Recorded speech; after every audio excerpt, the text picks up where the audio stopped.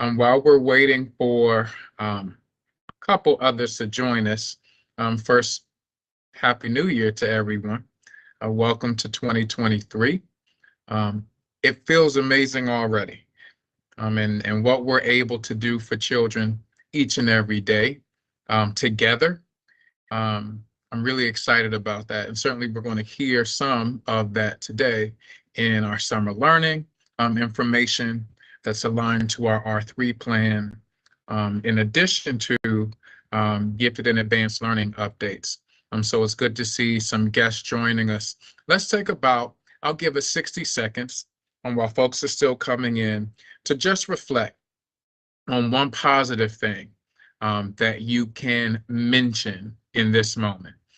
Whether you want to share it, whether you want to put it in the chat or not, let's just take a moment to think about one positive thing that we've experienced just in today. I know a lot of us have had an exciting first couple of days of the school year, but just today, what is one positive thing that we can just take a moment to ground ourselves and center ourselves on as we start our time together this afternoon?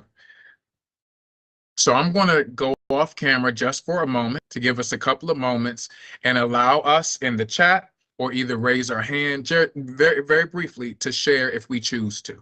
Just take a moment, one positive thing that is on your heart, resonating with you today.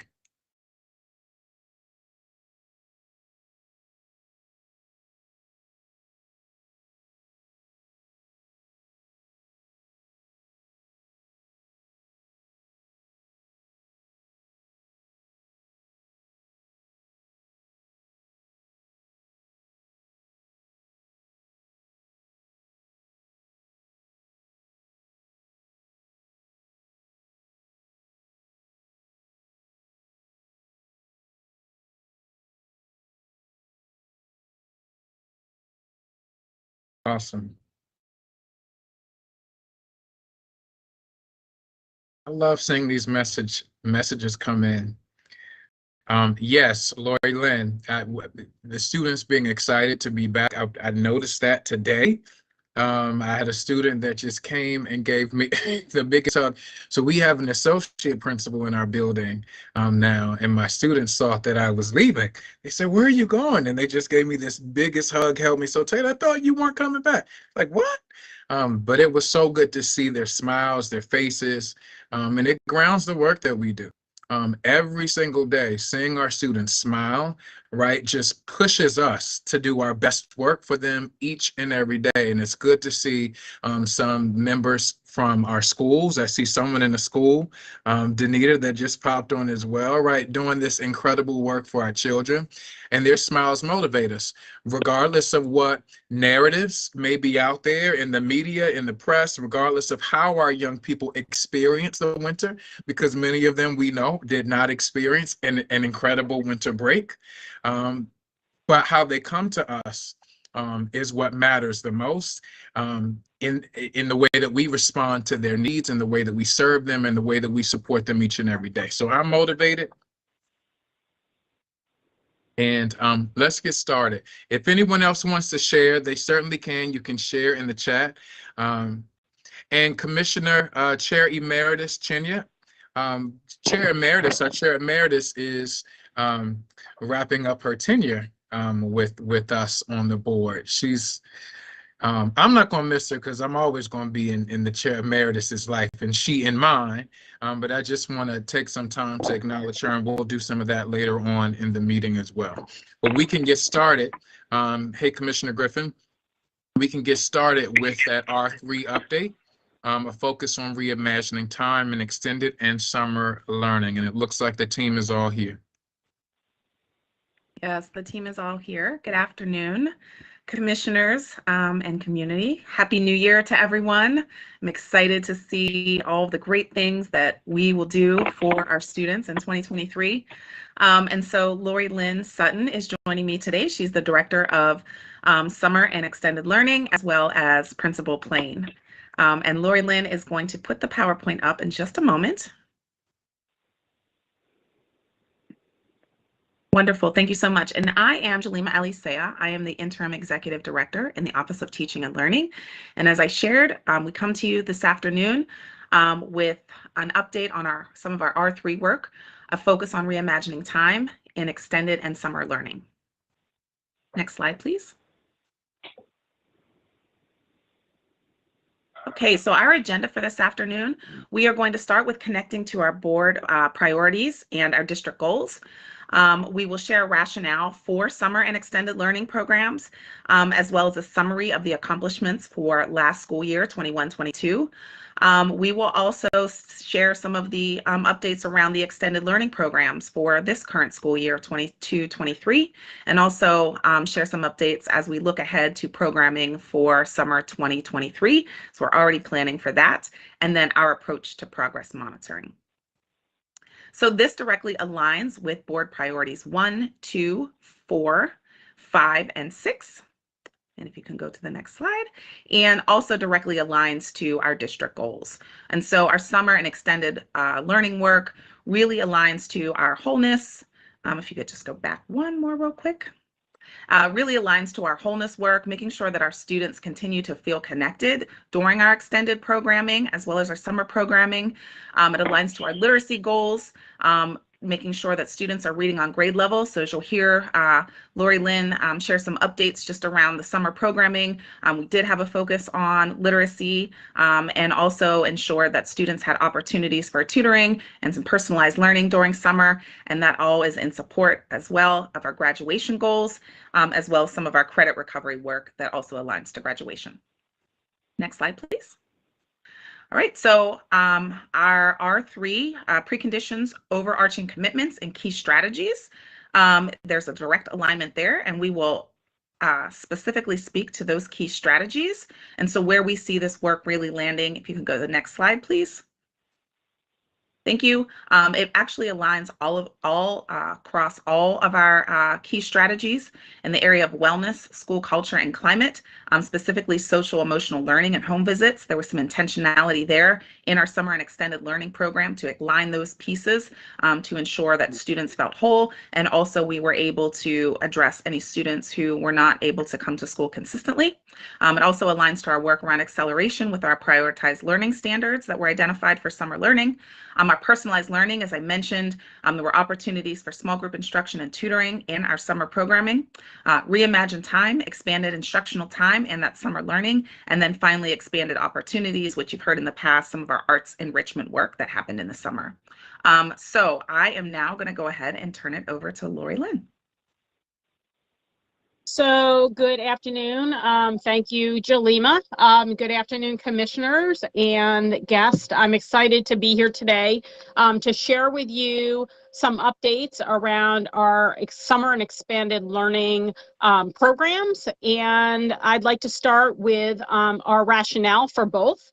And then I'm excited to be able to turn it over to Principal Plain from James McHenry, who has led some amazing work, not only in an extended learning program, but today she's going to focus on sharing some of the work that happened at James McHenry in summer of 2022. So our summer and extended learning program really is designed to provide additional access and opportunities for targeted students to receive the academic and social emotional support to really meet their individual needs. You'll see on this slide a number of pictures. This was from an expanded robotics program that we had this summer. We added 6 schools. We held a competition at our professional development center. And you'll see students here receiving their awards. It was an amazing day, and we're looking to continue that moving forward. So for our extended learning program that really kicked off last year, meaning that it was district supported and district funded, We really took some time with a core group of stakeholders, including district office and school, to really design a structure that we felt met the needs for an extended learning program. So you'll see our structure included both before and after school programming. We wanted, based on research, to make sure that students had opportunities 3 to 4 days a week, at least an hour per day. And that it had a literacy and or math focus with embedded SEL activities. Each site had an identified lead that was really important to be able to provide coaching and feedback to teachers. And it also included our credit recovery programs for our high school students. We also focused on staffing. We wanted to make sure that we had the best staff in front of students to deliver and facilitate the program. And the number of students that attended were really defined by the number of staff that we could get to participate with a maximum of 15 students to one staff. So we really wanted to have that small learning group focus for the extended learning program. You'll see we had 102 schools, so 82% of our schools last year implemented a program. That included 36 sites that had a partnership either with Springboard Collaborative or our partner Arts for Learning for the after-school program. And then the other sites focused either on math or literacy. Some did both. And we also had 27 credit recovery sites. What's not included in the 102 schools that I do want to call out is that we do have a number of schools that also partner with their community school partner to run an after-school program. In this presentation and update, we're only focusing on the schools that were supported centrally and funded centrally. 61% of those schools, which equated to, I think, 62 schools, offered an extended learning program 4 days or more per week. And we used our ESSER funds to cover our staff stipends for all of the programs, and as well as other grant funds for our partners. A couple of the challenges we just wanted to call out, and you'll see in the upcoming slides how we've addressed those challenges or how we're working to address the challenges. One of the challenges was really strengthening and the tracking and monitoring of student participation. We wanted to make sure for evaluation purposes that we really could track and see what students participated and what the impact of their participation was. And also, some schools had some challenges with getting staff to meet the needs of the program. So while they did have staff interest, there was probably more students that could have participated or wanted to participate. Schools became really creative by bucketing their sessions, by changing students after, maybe a quarter. And continuing some students that maybe had needed it more. But those were a couple challenges last school year for our extended learning program. So some of the adjustments because of those challenges included flexible scheduling. So we do have some schools that their bell schedule this year was changed to either earlier or later. So we've worked with schools to look at before and after school options. As well as Saturday options. And this is for all grade bands. What we found was that, for some of our high school students that were participating in sports activities and they needed to go to practice or to a scheduled game, after school was really tough, but they wanted to be able to participate. So some of our high schools ran programs before school, as well as some of our elementary schools this year that have a later bell schedule. Our goal, of course, is to increase to 100% of the schools, at least for 3 days a week, with a focus on ELA and math. We currently have 81 schools that are running a program with over 3,000 students enrolled. And then we also have 2,000, and I think this is an impressive number, 2,721 courses that have been taken in our Q2 credit recovery program. You'll see at the bottom of the screen, we've also increased our credit recovery program. We started earlier this year on November 2nd. So students have the ability to make up 2 credits per quarter. And we've expanded the program from 2 quarters to 3 quarters this year.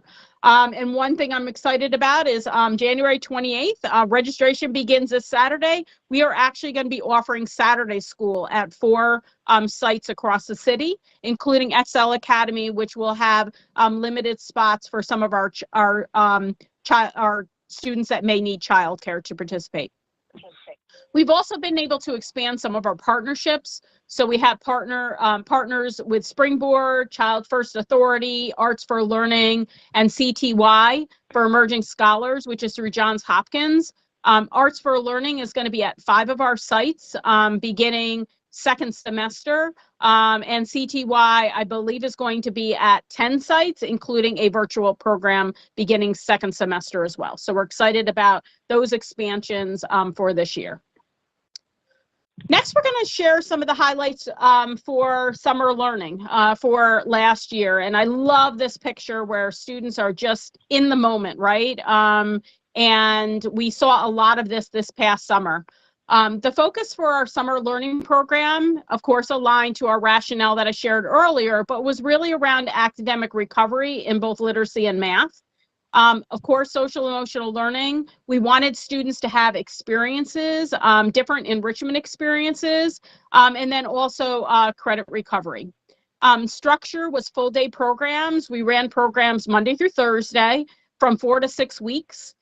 We included enrichment across all of our programs except for credit recovery. We had educational field trips, and science and technology opportunities. We had some local partnerships where students went for 2-week camps to experience some circuit training, designing games, and it was a really great experience that we're hoping to enhance this year.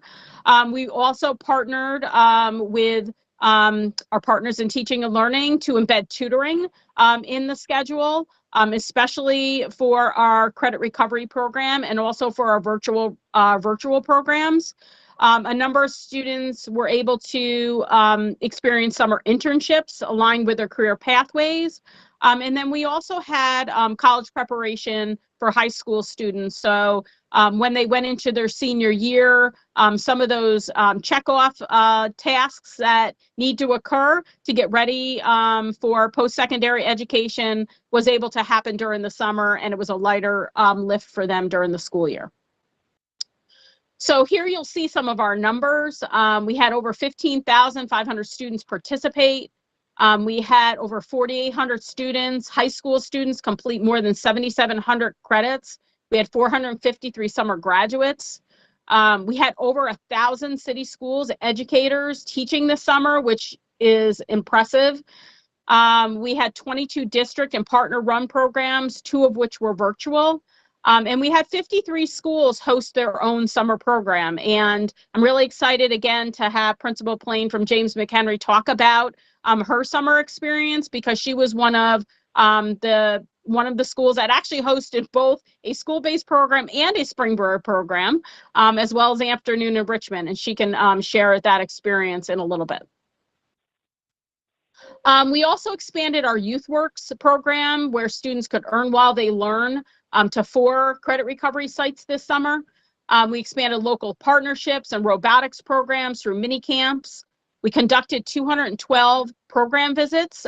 We had central office staff sign up to go out and visit all of our programs. We had 97% of that was positive feedback in looking at culture and climate, teacher presence and student presence and engagement. And all of this we were able to do using ESSER funds. So we used the ESSER funds to pay for staff stipends, partners, materials, field trips, and transportation for some of our schools. We also had a few program challenges that we wanted to bring forth that is really driving the work that we're doing moving forward for this summer. One of the challenges I would say was our major challenge was a decentralized enrollment process. So across all of the programs. They were responsible to enroll their own students. And what we found as a result of that was we were really getting inaccurate numbers of students that were enrolled across programs. Some of our programs were hitting caps, and we had to put students on waiting lists when we really didn't need to, because some students were enrolled across multiple programs. We also ran into some of our enrichment partner caps. So we really like to partner with Baltimore-based and community-based partners. And some of those partners met their cap rather quickly, even just serving 1 or 2 schools, and while they had the capacity to serve more. And then also right fit a program to students. So while we were able to communicate through our website and through flyers, and schools worked with families, and we had a couple events that the engagement office hosted and partnered with us around, we found that we could do better as far as sharing information about our programs, so that families can make decisions for students, and students can make decisions for themselves that really are a right fit for their interests for the summer. So some of our adjustments for this summer, and we are deep in the work, let me tell you, and I'm really excited about it, is we are looking to expand some of our school-based programs from 23, adding maybe 5 more to 28. If we can expand it further, that would be great. We had really good feedback around the mini camps with some of our local partners. So we're looking and working with some external organizations and committees that we sit on through Baltimore City, to maybe offer some more 1 to 3 week opportunities for families.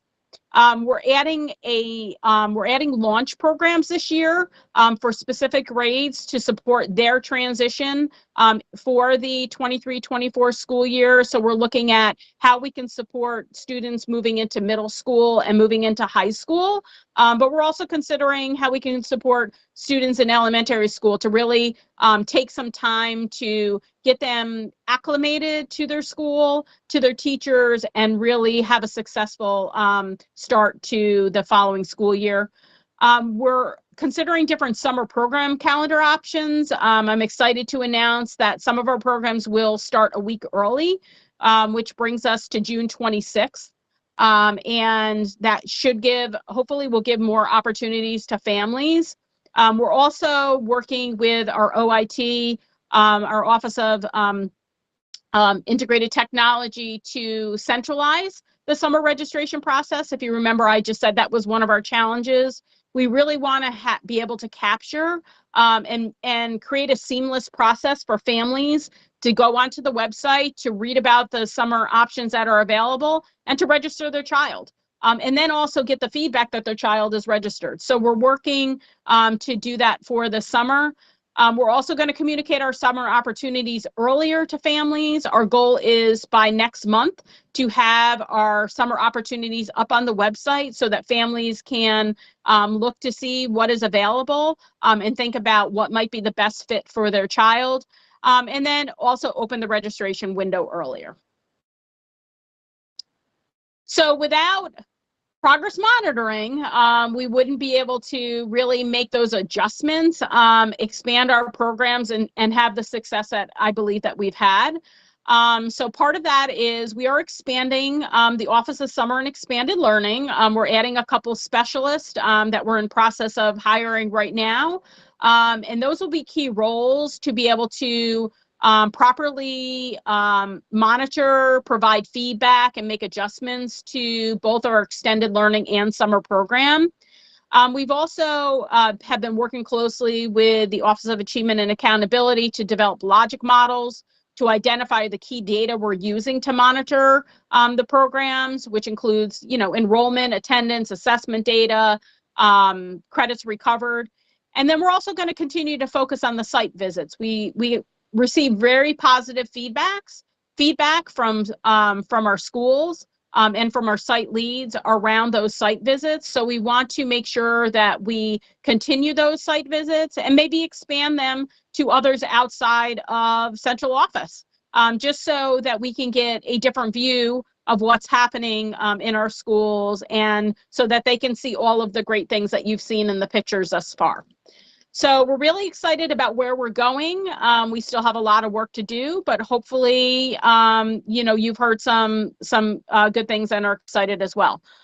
And I would love to turn it over to Principal Plain, invite her to the camera and talk a little bit about her experience this summer at James McHenry. You'll see by the slide that they were busy. They not only had a school-based program and a springboard program, but they engaged in robotics. They had some champions, then also offer their students enrichment. So Principal Plain, I'd love for you to come up and speak for a few minutes about your experience with summer. Thank you, Lori Lynn. Good afternoon, everyone. Happy New Year as well. I am honored and I appreciate being here. Definitely, we are excited about the opportunities that our students had a chance to experience this past summer. As Ms. Sutton stated, a school-based program. We had a school-based program which serviced about 40 students, and then we had a springboard program that serviced between 90 and 100 students Monday through Thursday.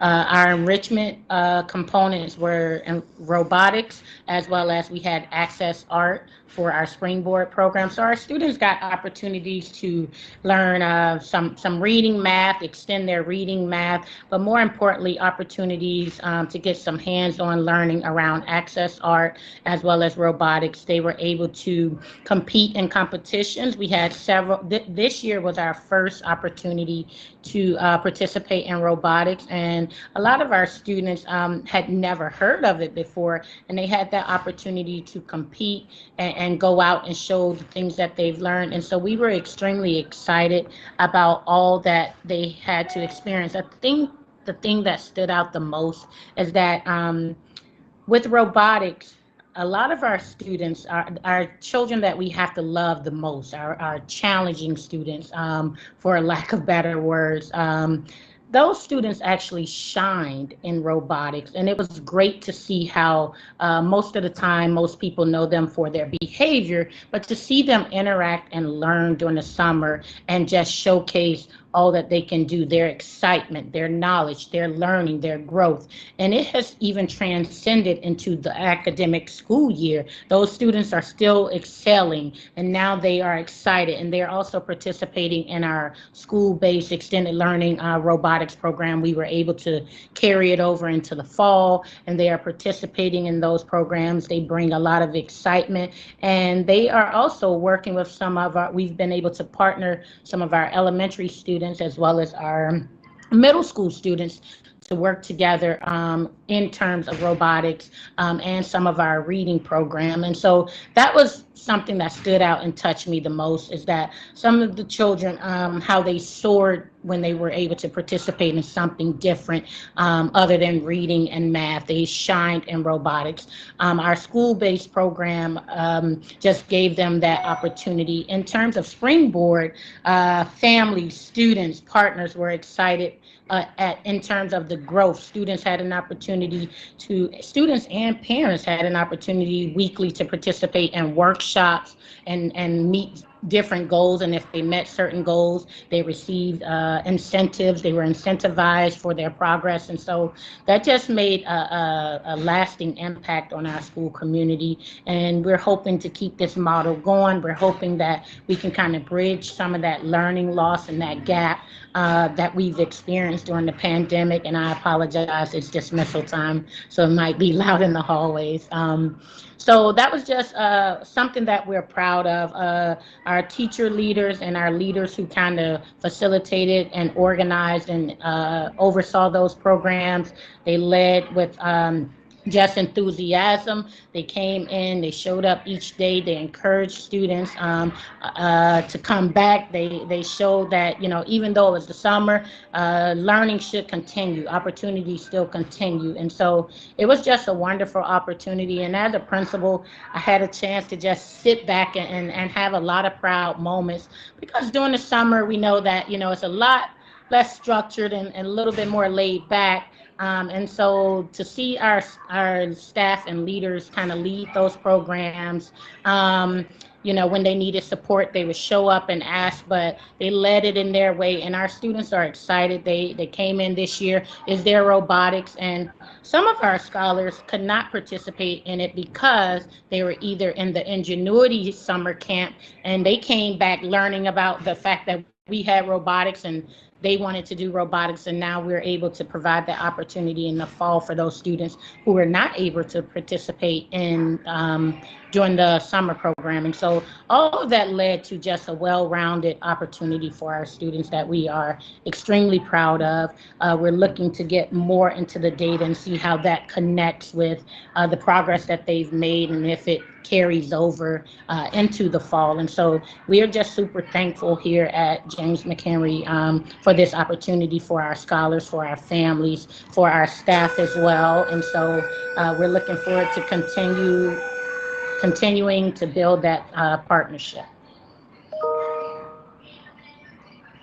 Thank you, Principal Plain. And I can say on my end, it's always a pleasure partnering with you as well. We've had a lot of different experiences together, and you guys definitely showed up this summer. I remember sweating in the gym at the PDC with you as you were kind of wheeling yourself around with I think a broken ankle or a broken foot.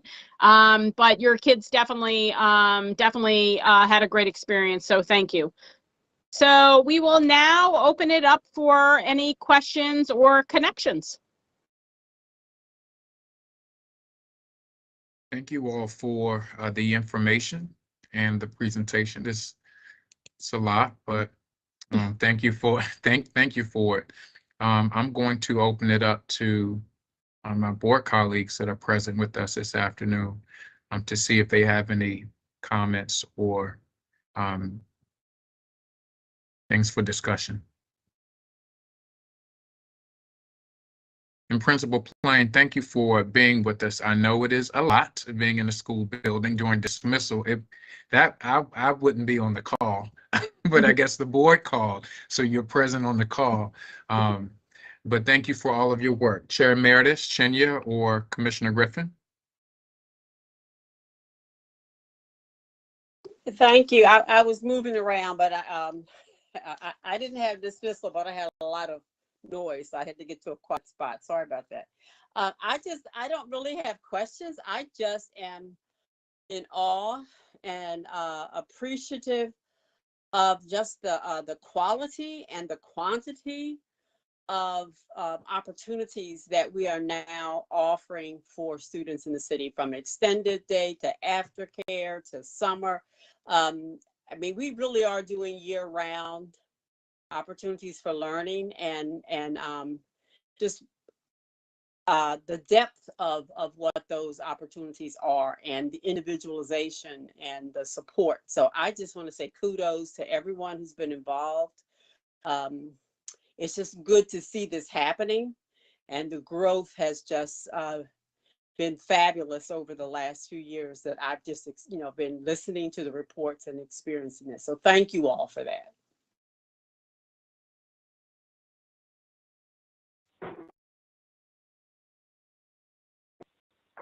Hi, this is Commissioner Griffin. I just want to echo those points of Commissioner Chinya and say thank you for sharing with us all that's happening and the progress that's there.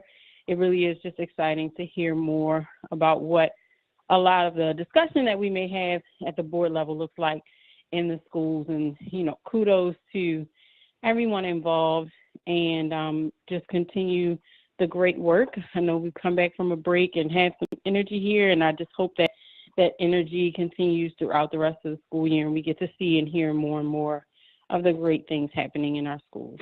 So thank you. Thank you, colleagues.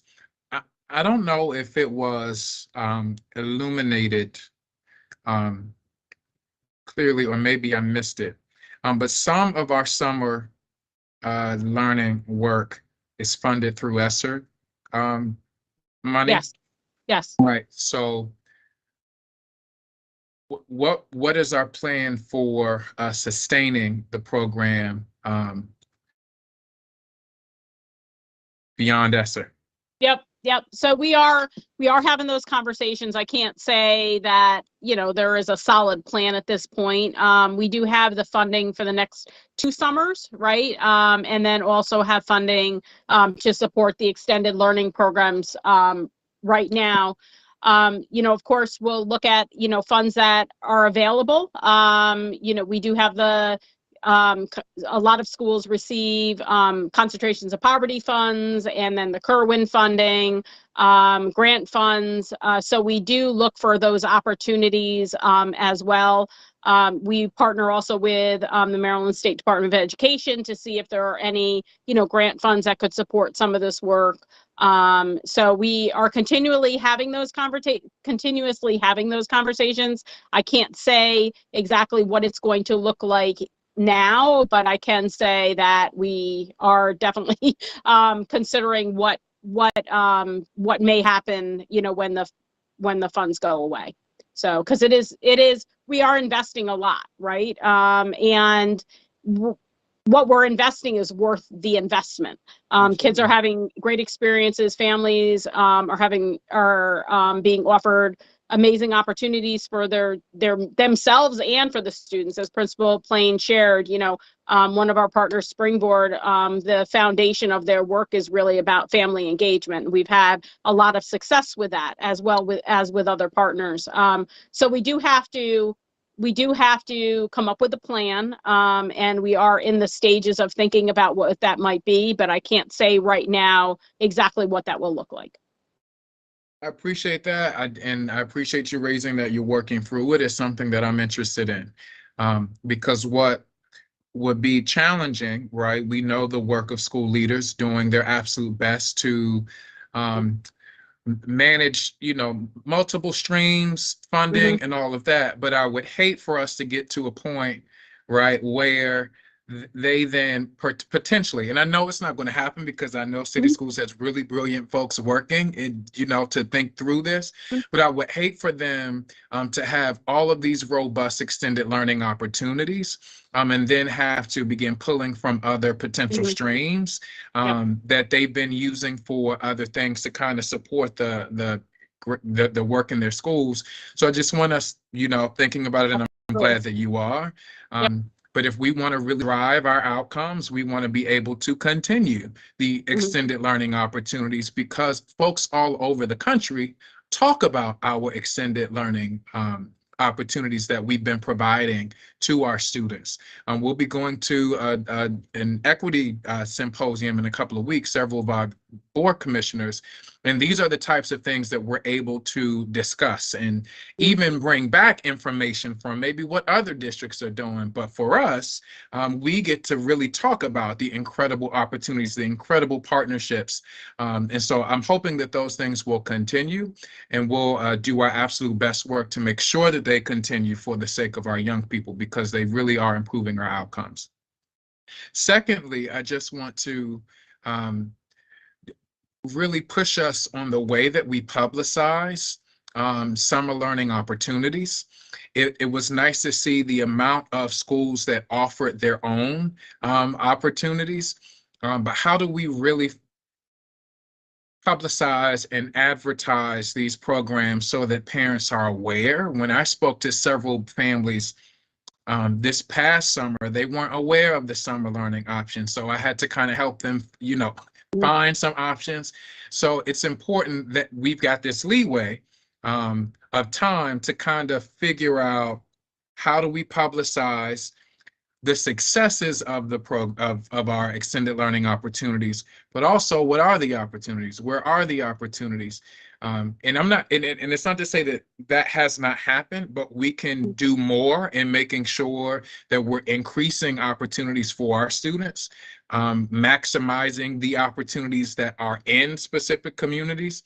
I think we can do a better job with that.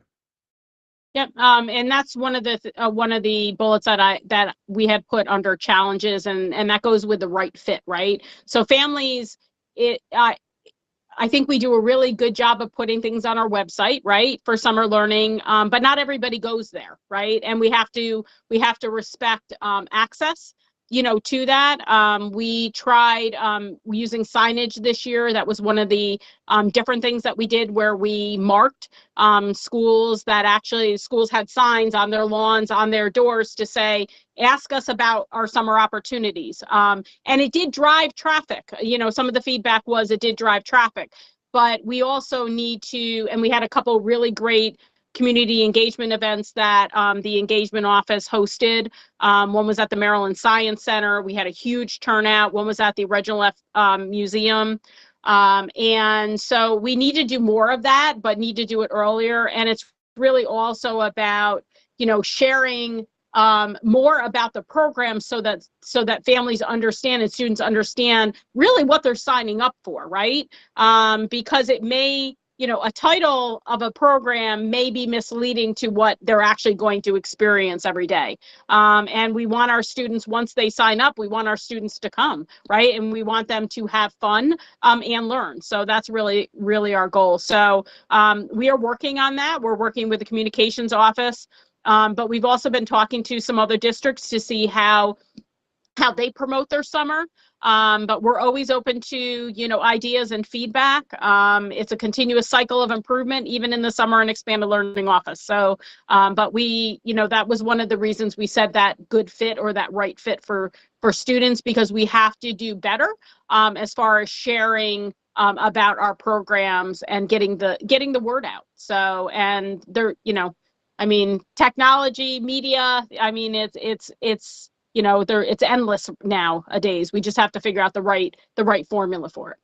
I agree, Lori Lynn, and also our community school coordinators, right? I think they're an opportunity. We can leverage them because they're very busy, and I know that everyone's busy, but I think that we can get their support in this, and then also the success stories. Right? Like what has extended learning opportunities done for students, right? What have we seen? A lot of the success, a lot of those positives that we listed here and in other places. How do we do that and communicate that to families so that, hey, they know, hey, well, if I provide this extended, or if I sign my kid up for this, the outcome may be right? Yep. Improved this, or so I think that's another way to support families, right? It's more than just going to summer camp or extending opportunities after school. It is these directly align to improved and increased student achievement, no matter where our students live in the city.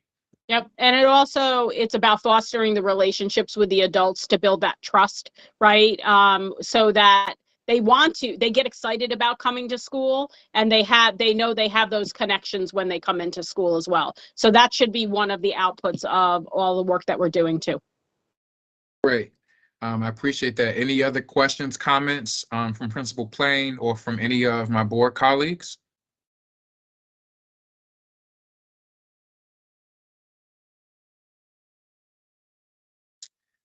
Well, thank you, team, for the presentation. We look forward to seeing a lot happening throughout the summer and after school. So thank you all. Thank you for the opportunity. Thank you.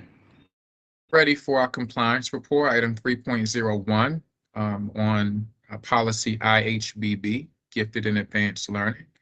Hello, Dr. Laura. Hello, everyone. Hello, Shalima again, and Mr. Jutras. Commissioner. People are singing your praises, Mr. Jutras. I want you to know that. Outside of Baltimore City, by the way. So yes, I know your colleagues might, but outside of the city, there are some great things that are happening in gifted and advanced learning. And so I'm excited to hear a little bit more about that this afternoon. And I'm going to say the same thing. I'm just going to preface it. Like we did with that last presentation, how do we continue to promote the good stories and the benefits of the work that is being done, right? Within city schools, how do we promote that and advertise that and sell it in a way that excites families and parents and students, right? To keep them motivated in doing their absolute best work. So thank you all. Great. Well, I am just going to do introductions. Not that they need it, but again, good afternoon. I am going to introduce Dr. Laura Ohanian, Director of Differentiated Learning, and Dennis Jutras, who is the Coordinator of Gifted and Advanced Learning, and they are going to present to you today our compliance report, IHBB, Gifted and Advanced Learning. So I'll turn it to you. Thank you, Jalima. This is just an overview of our presentation today. Please remember that this is our compliance update. We will actually be part of the R3 update next month and have an opportunity to go into more detail on our work. This compliance update will include a review of the policy and compliance report requirements, implementation highlights, challenges, and recommendations. This work aligns to board priorities 1, 5, 6 by providing rigorous opportunities for the continuum of learners. It also supports all 3 of our district goals, so the wholeness, literacy, and graduation. It aligns to our R3 work and is embedded in the expanded enrichment and academic opportunities key strategy. And under that expanded opportunities, really around advanced courses and dual enrollment and preparing students for that type of rigorous academic work. And so now I'm going to go into the policy background a little bit.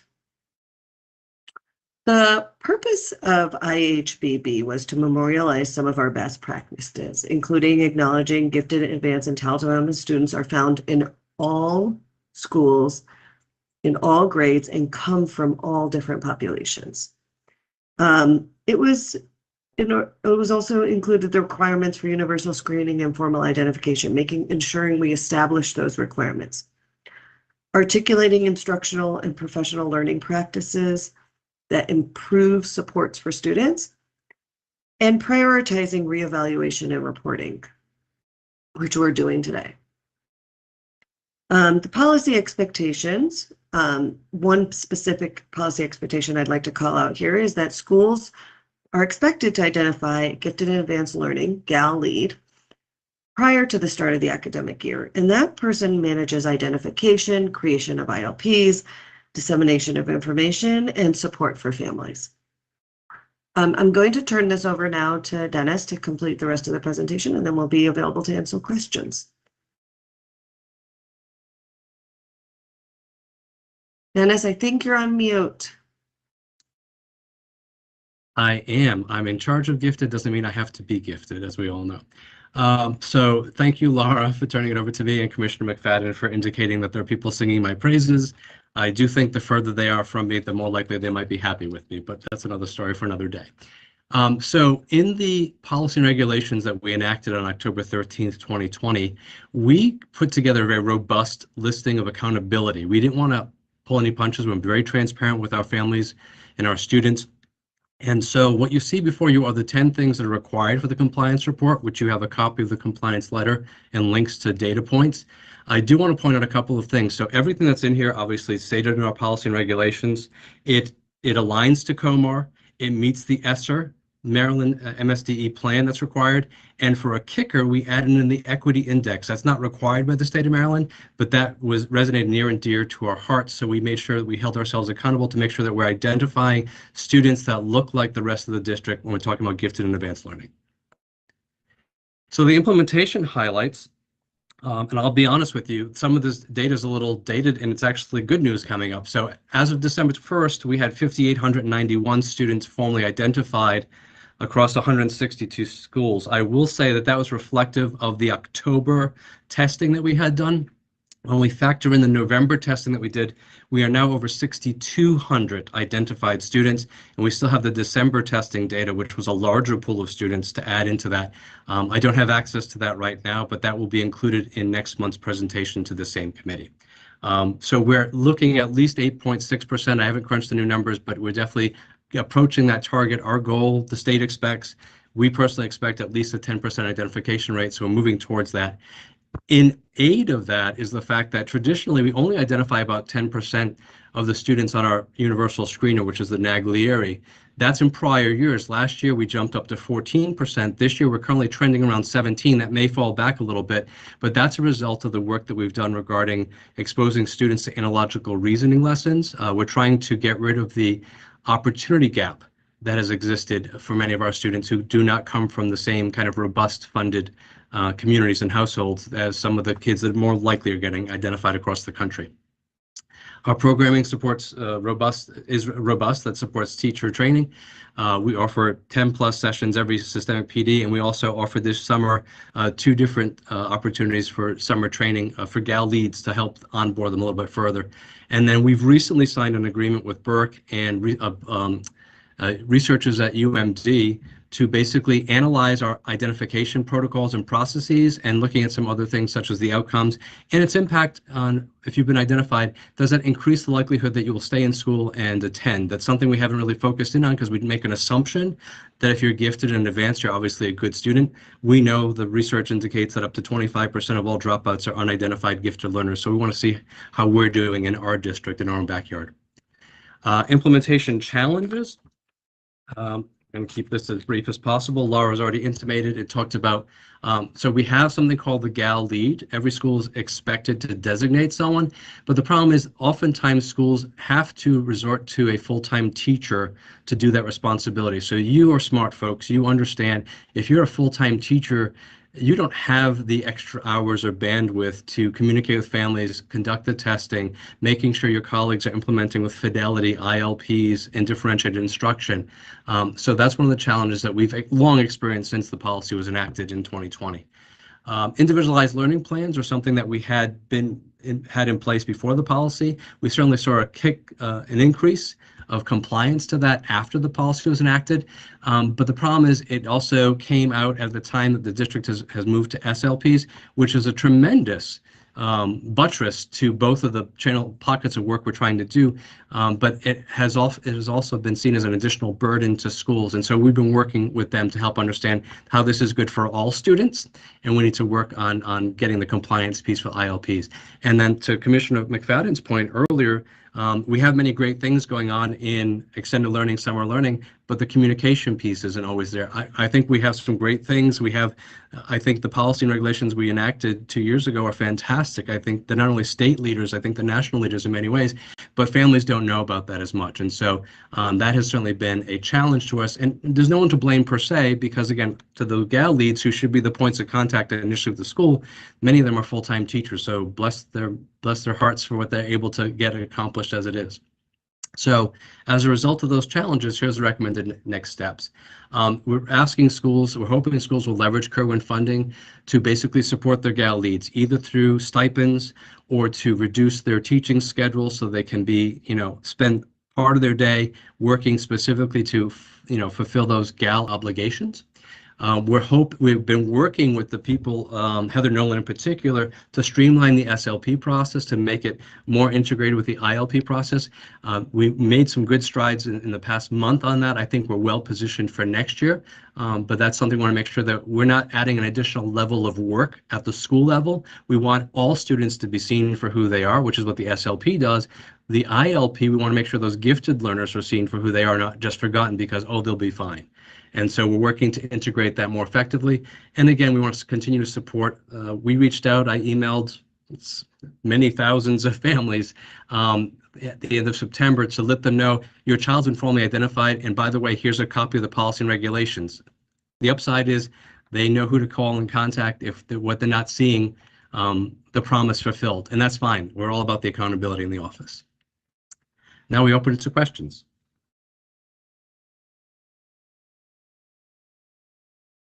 You move very quickly, Dennis. That was a very quick run through of that. Talk a little bit about the analogical reasoning lessons. Sure. Can you illuminate those? What are they like, and how are they specifically helping students? Because it seems like it is allowing more students access to gifted and advanced opportunities. So talk a little bit about those lessons. Oh, absolutely. So the Naglieri universal screening that we use is a nonverbal analogical reasoning assessment. It's comprised of 48 what we call figural analogies. And so what we have found, Dr. Ray Limer, who's one of our ed specialists, fantastic ed specialist, conducted some research in-house with some pre-K students a few years back, along with another wonderful ed specialist, Joyce Jackson. And we found that what we suspected was that students who do not have extra disposable income, their families don't buy them these puzzle booklets as they were from Barnes & Noble or Amazon, they're going into a test without having ever thought about analogical reasoning, how two things or three things might be related, what the fourth one would be to that. And that's not something we teach explicitly in our classrooms. And so not only were students coming in unprepared to rationalize and think that way, there was also the technology barrier. Now, one thing about COVID is it's kind of reduced the technology barrier. More kids are more fluent on how to use the computer now than they were 2 years ago, right? But what we found is that students just didn't have that exposure in class or at home to analogical reasoning, how this image is like this image is like that image, and so what would be the next one in that progression. So what we've done is we've been giving to schools now for several years analogical reasoning puzzle books, essentially, to give with the kids, to use with the kids, to help them think. Again, it doesn't advance content. I'll be the first one to admit I'm not in the business of advancing content, except for my AP stuff, right? But we're in the business of making sure we see kids for who they are. And so what's happening, Commissioner McFadden, is that schools that have been doing fidelity, offering, a week or 2 weeks where they do like a practice drill. They use it, it's a warm-up activity. It's not a full lesson. It's not a full day type of thing. It's 5 minutes. It's a 10-minute engager. Kids love it. It's fun. Teachers who reluctantly may have offered it come back and say, well, that was fun. The kids actually, they started to, express themselves in a way that I didn't know they could think. And so what we're seeing now is that flat line of many years of data at 10%, you could almost predict with regularity, is 10%, 10%, 10%, bumped up to 14%, which is the first year we actually had the push for analogical reasoning. And again, right now we're hovering around 17%. I'll give everyone an update in February how we actually landed, but we're still going to be at a higher rate, which means we're in a better position to get to that 10% identification rate, because even at 8.6, which is better than the year before and better than the year before that, we're not where we need to be yet. I hope, did that answer your question? It did. It did. Okay. I'm going to open this up to my board colleagues as well. I'm glad that you mentioned, it may be in the slide right before this. That's Yeah. Yep. So I'm looking at number 1 because Yes. I was thinking through as you all were talking, how are we paying these GAL leads to really support this work? And so I'm glad that you illuminated this. I think it's something that we also, as a board, I think it's important for us to also be aware of how we are compensating these GAL leads, because we do want to make sure we're identifying students for gifted and advanced learning opportunities.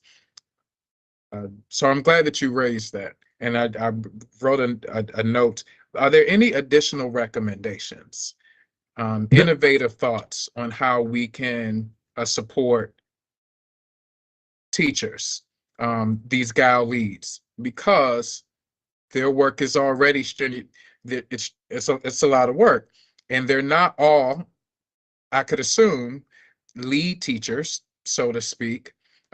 So they have these full loads that they're teaching in addition to managing gifted and advanced learning and identifying students. But your office supports the identification, correct? We orchestrate and we do the official identification. We need the schools to do and administer the universal screening. for us. So they do that part of it, but we do all the formal identification of that at that point. So we first identify based as talent development, based solely on the universal screener.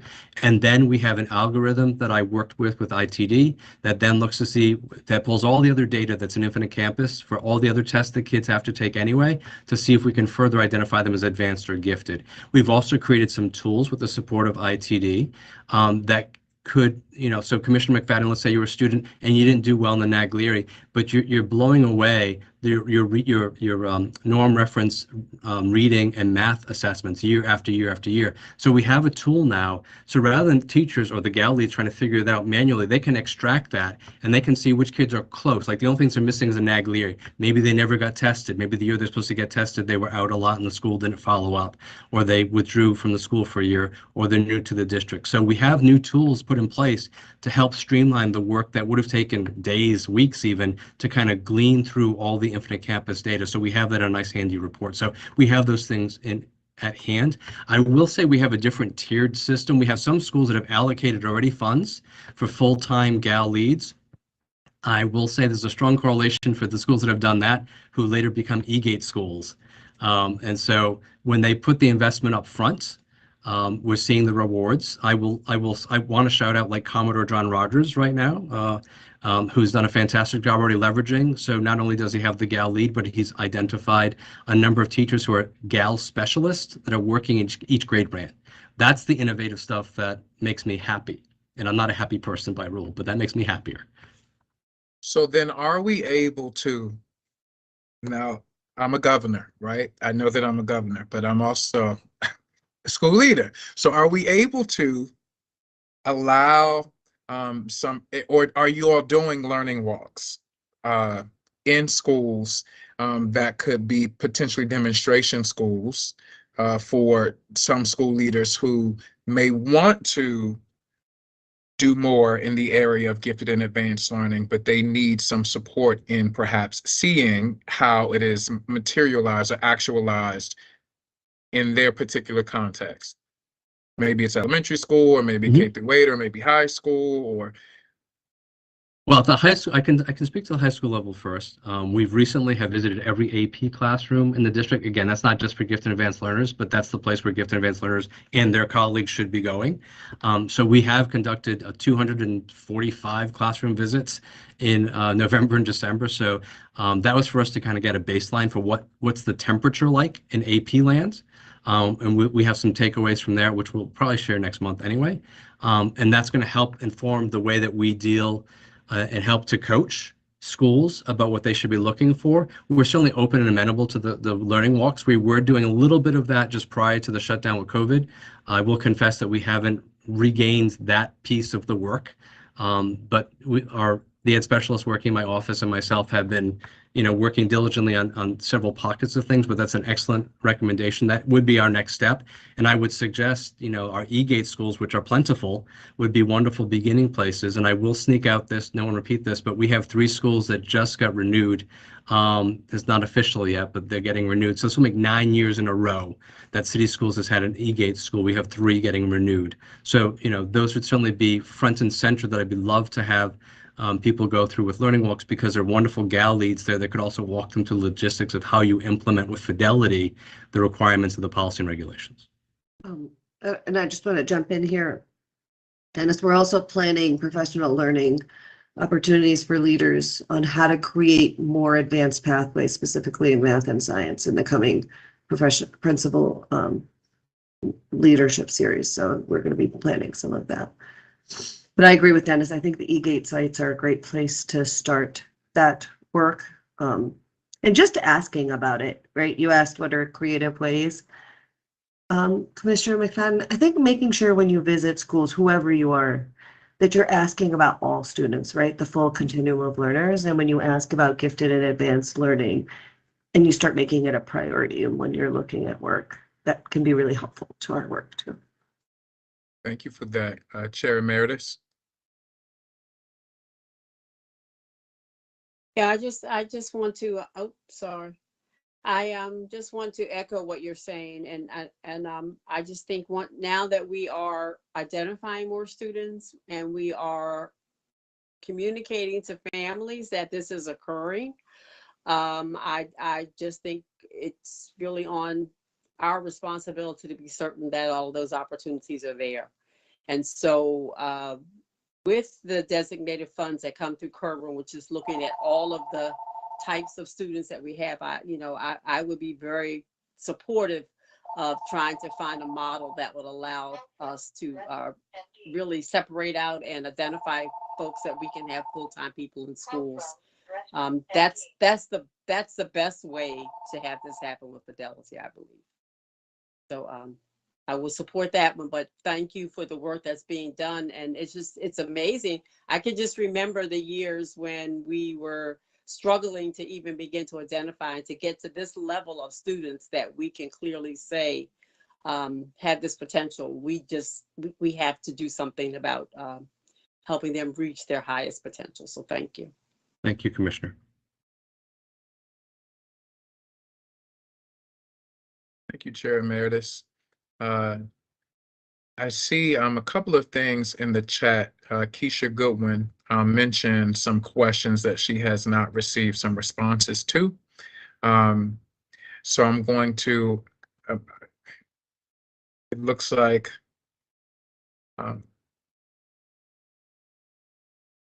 the percentage of twice exceptional motivation, and then why were analogies taken out of pre-K? If we could get some responses to the questions. I'm not sure, Ms. Goodwin, if you can put in the chat who you submitted those questions to, that will be helpful.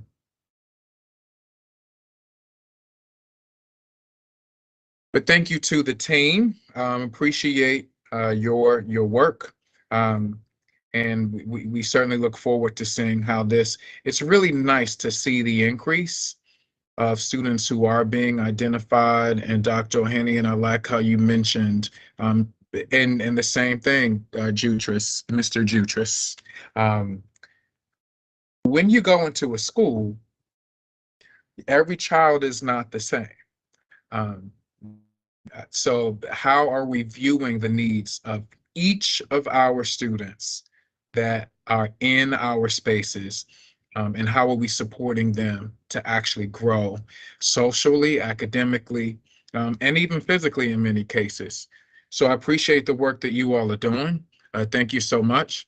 And we look forward to the February presentation that gives a more robust view of what's happening in the R3 update. Thank you all so much. Thank you. We look forward to that. Yeah, thank you for the time.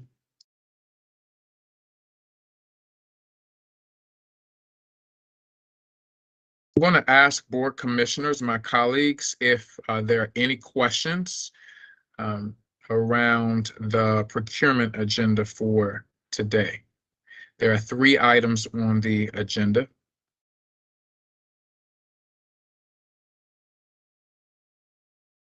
Thank you, Commissioner Griffin. Chair Emeritus, do you have any questions about the procurement agenda? I did not have questions. It was clear for me, so I'm okay. Likewise, I don't have any questions about the procurement agenda. So thanks to the folks who sent these to us. Thank you. I do want to take a moment and I see Tanisha Moore. Do we have anyone signed up for public comment? I didn't see that we did. Hello, good afternoon, everyone. I do not believe we have anyone signed up, but let me just check one thing. Give me one moment, please. Sure.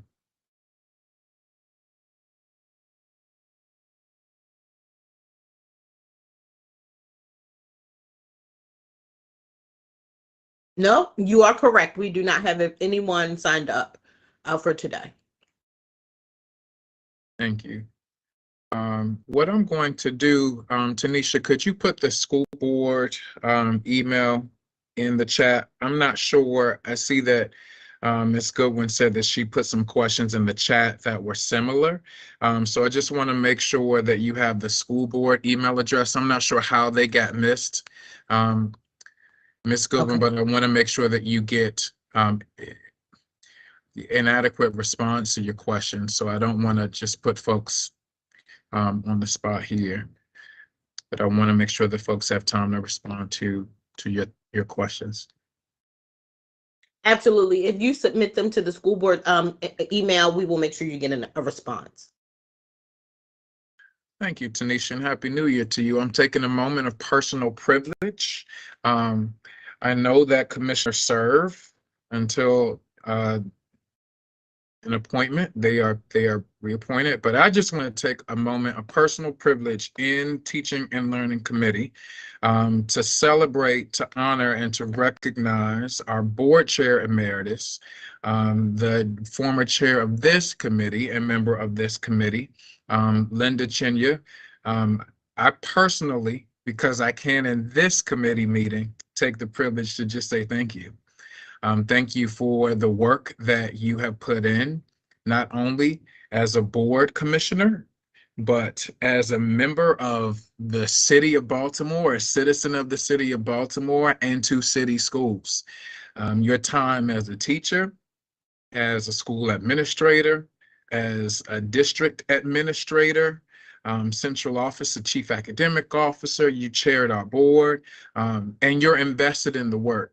And you're invested in the work because your offspring are now students, right, in city schools. And so you want to see life for them continue in a great way. And so I just want to take a moment to just say thank you. Thank you for all that you've done for me personally, the example that you've shown us on the board, being a consensus builder, being diplomatic when needed, but just being that expert of being a parent, of being a grandmother, of being an educator, and fighting and pushing for early childhood consistency within city schools, but also the middle grades. So I just want to take a quick moment to say thank you, Chair Emeritus, for all of your work and all of your service.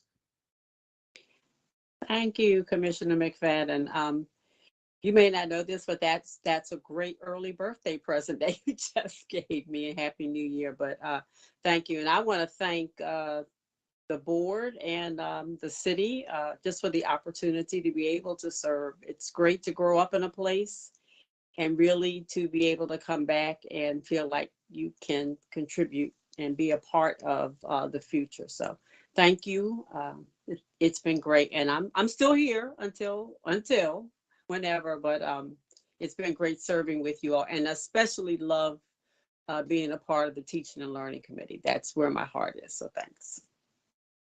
Absolutely, and that's why I don't know when the official time, right? I know that you'll always be with us, but I wanted to take that privilege in this particular committee because I know that this committee means a lot to you.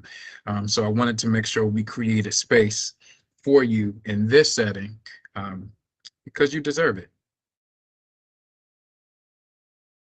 So seeing that we are, and if anyone else wants to share, please do, because we are early, and that is the gift that we get to give our Chair Emeritus for her birthday. We get to give her some time, the gift of time, and to all of you who've been working hard. But I see our Chief of Staff, Allison Perkins Cohen. Good afternoon. Happy New Year.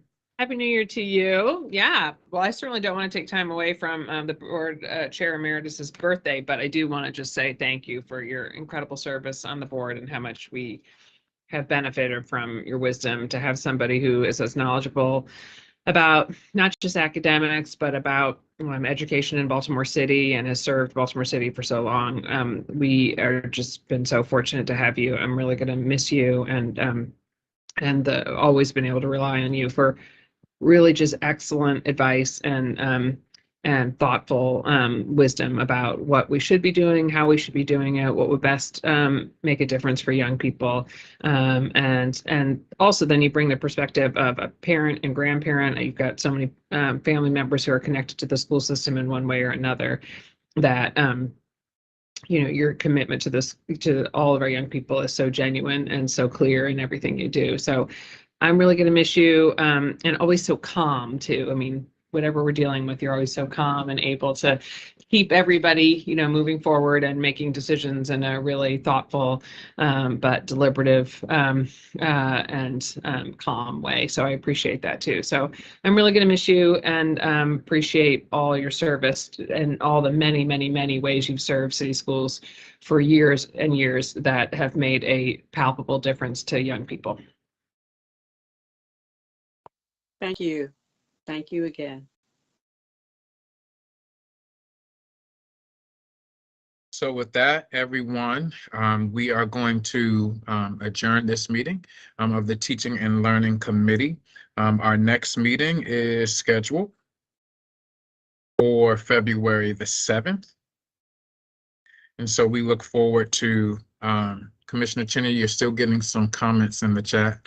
We look forward to meeting again on the 7th of February. Happy early birthday, Chair Emeritus. Everyone have a great evening.